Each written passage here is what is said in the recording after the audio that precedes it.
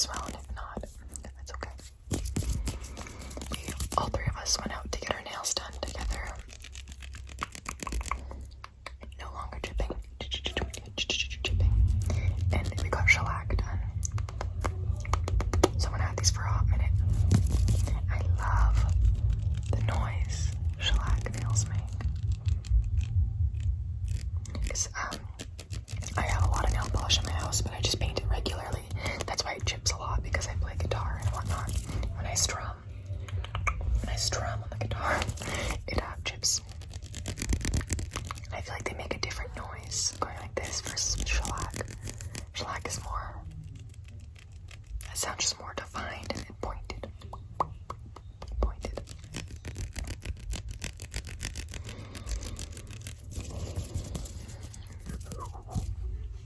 So today's video is just gonna be a little calming.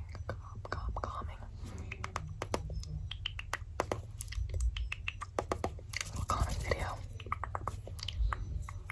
where I just ramble. Oh, I just need your face. Where I just ramble.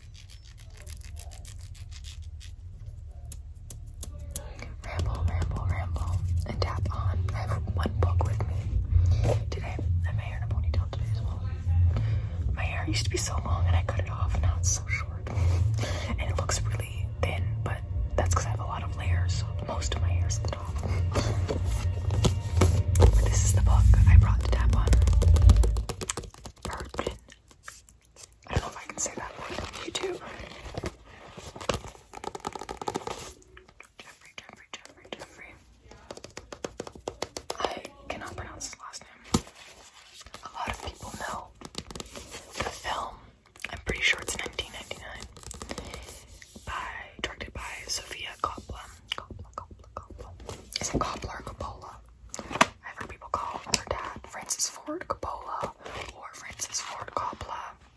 I don't even know what I say. I switched up. I think I say Coppola. But Sofia Coppola is his daughter. Her dad made Apocalypse Now, which I've talked about on this channel before. And it's funny because in my war film, W-A-R, my war film course, I wrote my final paper on Apocalypse Now, which is his film. And now I'm writing my final paper on his daughter's film. I like the book a lot as well. It's a little bit different from the movie. The episode ended and they're not satisfied. I also do this thing where I like to make bookmarks for each book that I read. So I make a bookmark inspired by the vibe of it, or at least again, I knew what the vibe was of this going into it, but if I don't know, I make it up on the way. But this is the bookmark I made for this book. And on the back, there's just like a face. But I like the bookmark a lot.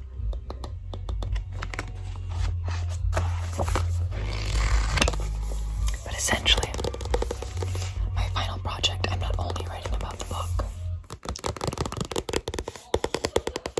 I'm arguing that this film is a cult film, mainly through its visuals and use of music. And I'm going to be diving into the soundtrack created by Air, the original music score created by Air. I love that music score. I bought it before I watched the movie. I bought it at the CD shop. There's this guy who owns the store, I guess. And I brought it up to him and he was like, "Oh, you're gonna love this." And I was like, okay. He was right. I think I watched that movie 3 days in a row. Once for myself, once for my family, once for my friends. I was like, everyone has to see this. I was young at the time. Like 2 years ago, 3 years ago. But basically, I am a huge music lover, as we all know. And I had the option for this final class to write a final paper, a 12-page paper. But I'd have to come up with a deeper plot than just arguing it's a cult film. Originally, I was going to compare the film to the book and discuss why the film became why the film has a cult legacy, whereas the book doesn't really. It's loved by many fans, but personally, I don't think it has that cult aura around it, Whereas something like Pink Flamingos, something like The Craft, it's very culty. It has a dedicated fan base.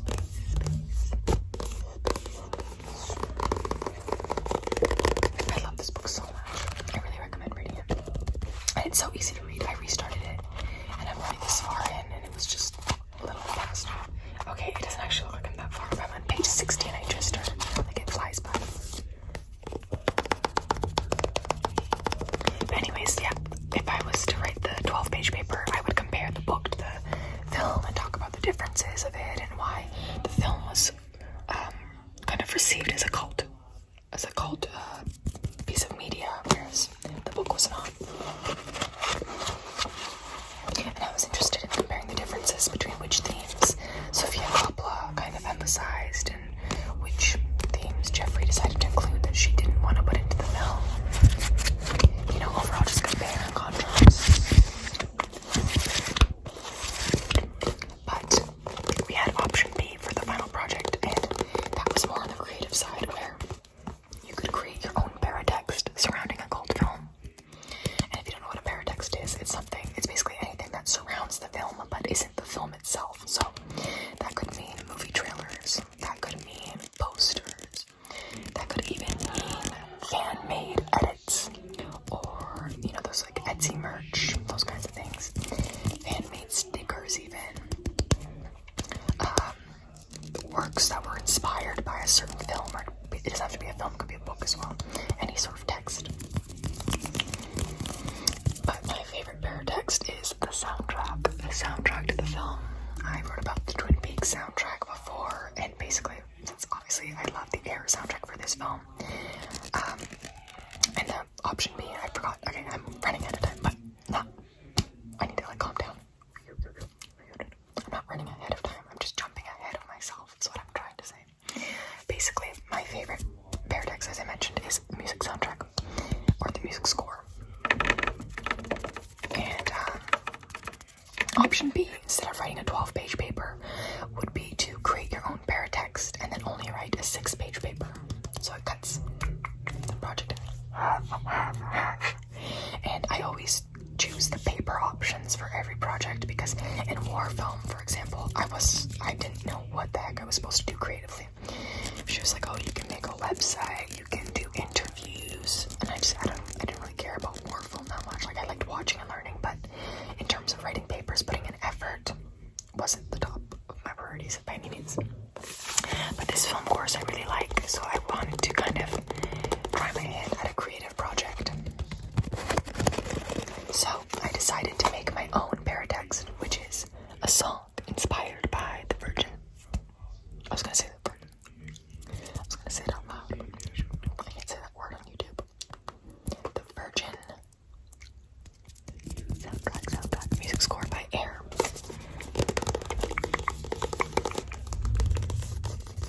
And I've already finished it. This is due April, I think early April. But I've already went ahead and finished the song. My prof hasn't approved my proposal yet, but I'm sure she'll say yes. If not, I just made a song for no reason. But yeah, I was gonna make a song inspired by the Air music score that they did, the music score Air created, and kind of try to encapsulate that the teenage angst, that kind of nostalgia. I don't know, that was a big thing for me in the film, just how it emphasized the male gaze almost,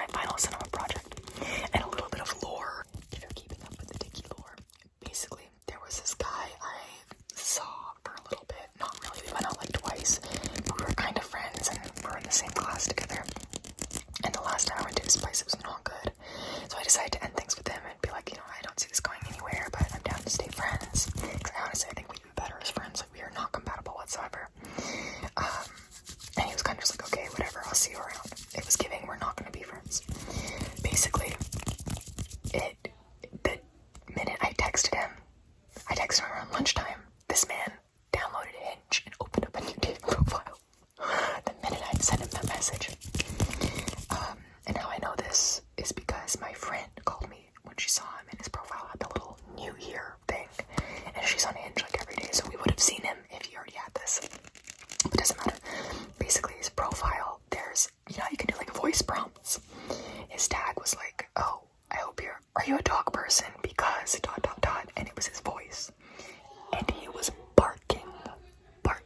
He recorded himself barking with his friends. He was like, row, row, row, row, row. Like, you know, so funny. I laughed so hard. But then, part of me was like, okay, but the barking actually sounds pretty good. Like, it sounded legit. Like, he sounded like a dog. So I sampled the barking, and I put it in my song for my cinema project. And it sounded so good. Let me know if you guys are interested in hearing the song, because I can share it here.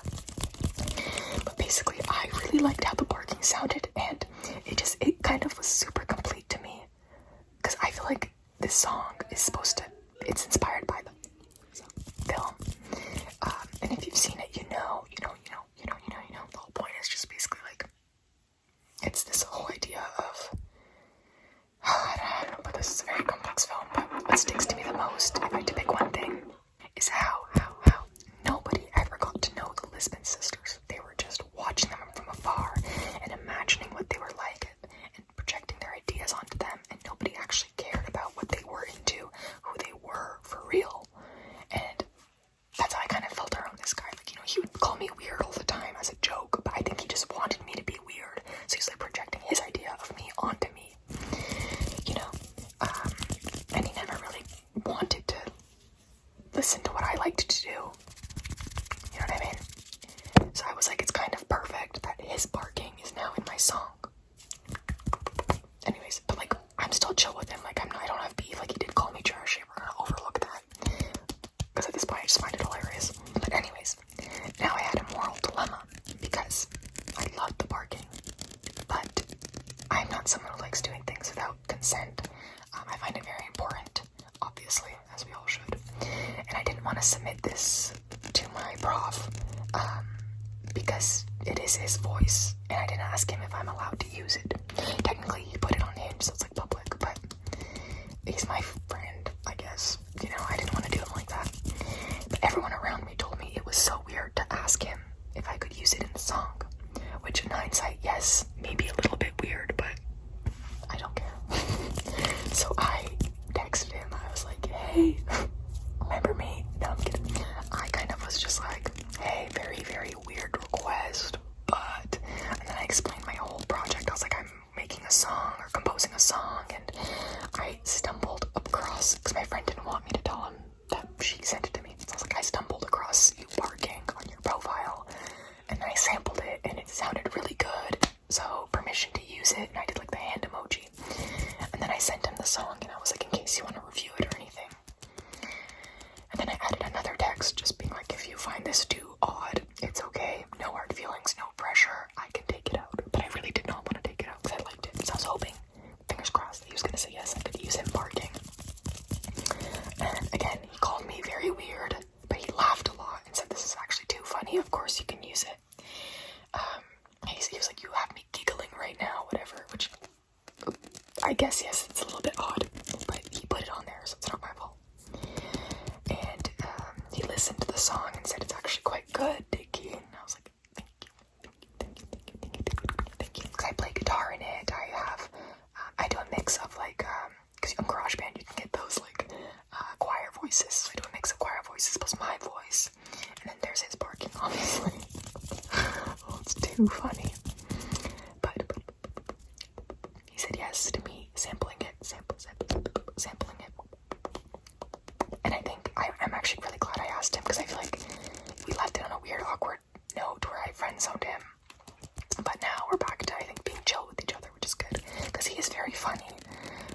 Just not good boyfriend material whatsoever. But that's all I wanted to share. I'm just super excited about the song I'm working on.